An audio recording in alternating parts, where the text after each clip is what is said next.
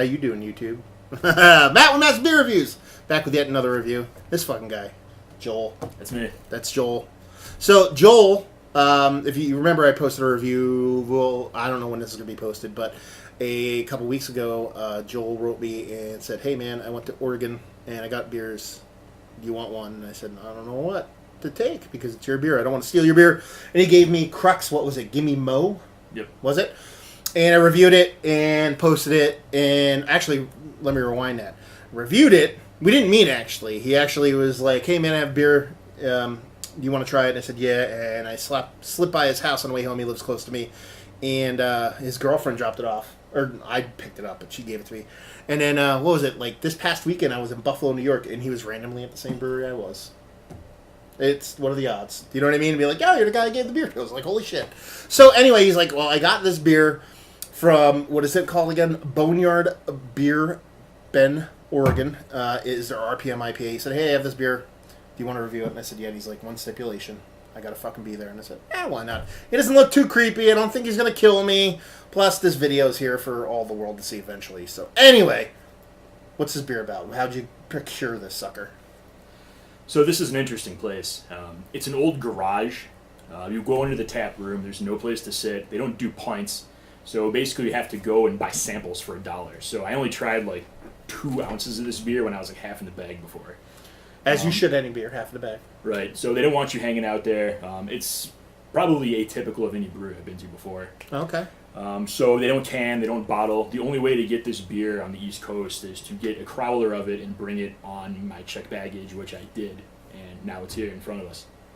There you go. That's a good story. And this is the most hyped up beer in Bend, by the way. You're saying that everybody, it's like the beer maker's beer. Like even the breweries are telling you this is like some of the best beer. So hopefully it shows improves. I actually never heard of the brewery, never heard of the beer before. I've had a bunch of people send me beer from out in the West Coast. A billion different people. So hopefully this is the goods. If not, then we're just gonna get in a fist fight later. So that's how that works. Anyway, let's give this a pour. See what she's got. Hopefully the crowler. See. Sounds like it held well. That's one of the bigger misconceptions with crowlers. Everybody buys crowlers and they treat them like cans. They're not. That's not what they're supposed to be, nor how you're supposed to treat them. They're not going to last infinitely or hypothetically or whatever you want to call it. Theoretically infinite. But, it's under a month old. So yeah. So anyway, what was it? How long ago did you pick it up? 3 weeks ago, maybe? 3 weeks. Yeah. So, I mean, from a distance, you're looking at it, obviously different heads on it, but that's because I poured it differently. You know, it's hard to pour out of a crowler. It's so damn big. So, but actually, the odd part is they look totally different in color. Or is that just this light? Yeah, it might be the light. This head looks a little bit lighter to me. Pretty creamy stuff up top, kind of rocky falling down. But, I mean, what does it look like to you? Watered down iced tea, maybe? Yeah, a little bit of haze, but nothing crazy. Yeah, I mean, it's not anything like, you know what I mean, super hazy. It's not like your New England style kind of IPA kind of haziness. But, yeah, it looks like somewhere mixed between watered down iced tea and a little bit of a... You didn't drink a lot of water last night, but you got really drunk, kind of urine kind of color. I know that all too well. Yeah, we all know that all too well. So, yeah, she doesn't look like a New England style IPA, but I don't think that was what they're going for.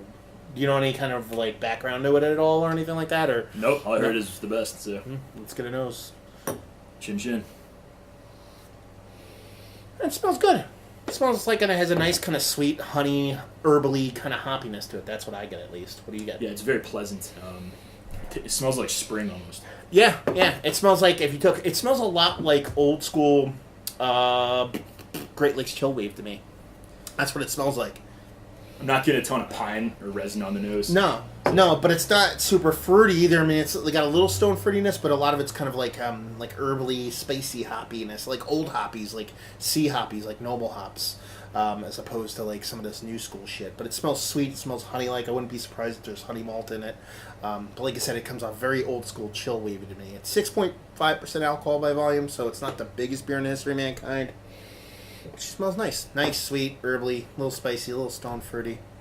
It smells like it doesn't suck. Hopefully it doesn't suck. Cheers.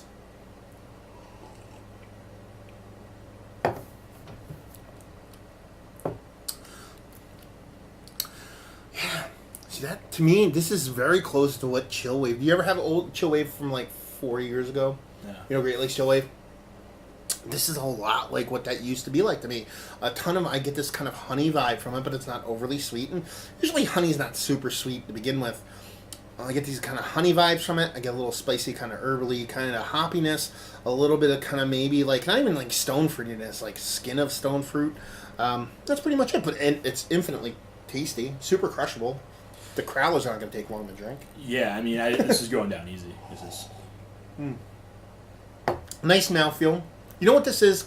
This is just good beer. This is not a beer trying to be, butternut squash soup. This is not a beer trying to be, you know what I mean, dry hop to the point where it's like burning the shit out of your mouth. This is like, you know what I mean, honest to goodness, well-made core 4 beer that's just trying not to be too pomp and circumstance and just be good. Well, curiously, I mean, Bend is a town of 40,000 people, and there's 27 breweries there. So maybe people like this because it's kind of like a refreshing deviation from like people trying to go crazy with other stuff. Yeah, and that's the thing too. We're a little bit kind of spoiled here when it comes to the East Coast IPA. You know what I mean? And New England style IPA when it comes to like your super hazy beers. But you have to understand that people on the West Coast probably have the same kind of palate fatigue when it comes to the super piney, resinous, over the top West Coast IPAs. Right. So sometimes you just want to have a beer that's really well made, really nice, chuggable, even though it's 6.5%. So it's not necessarily a session beer, but it's something you can drink without. That delivers enough flavor and enjoyment, but at the same time isn't like some kind of crazy, like trying to show off kind of beer. Yeah. You know? Tasty. Delicious.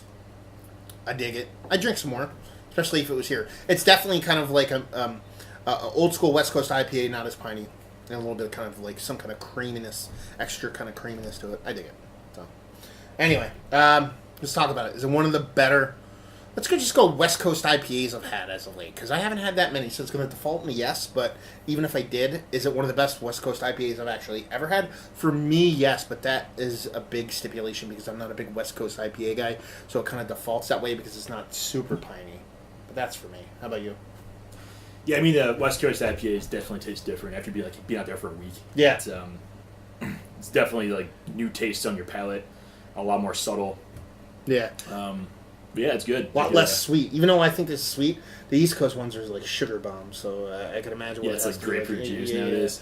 Value availability, what did you pay for this? Do you remember? No.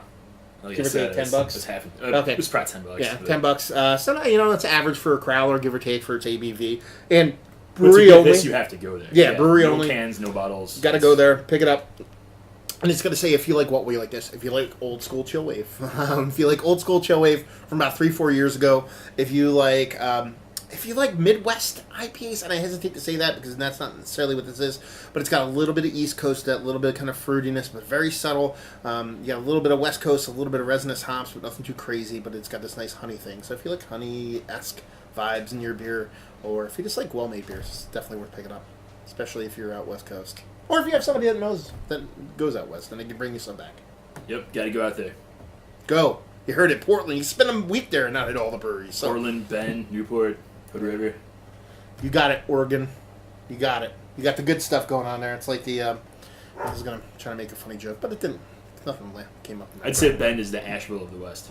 Oh, really? So that means these are going to be bought by AB InBev soon enough. So there you go. Another review in the books. Hopefully you guys enjoyed it. If you didn't, words down there and stuff. If you want to check me out anywhere else on the internets, Facebook, Twitter, Instagram at Massive Beers. You can check him out by, going somewhere and typing in weird stuff. I'm sure you don't have a social media presence for beer. Yeah, don't go after this guy. Anyway, hopefully you guys enjoyed the review. Hopefully enjoying a nice Bend, Oregon beer right now. And hopefully see you next time. See ya. Cheers.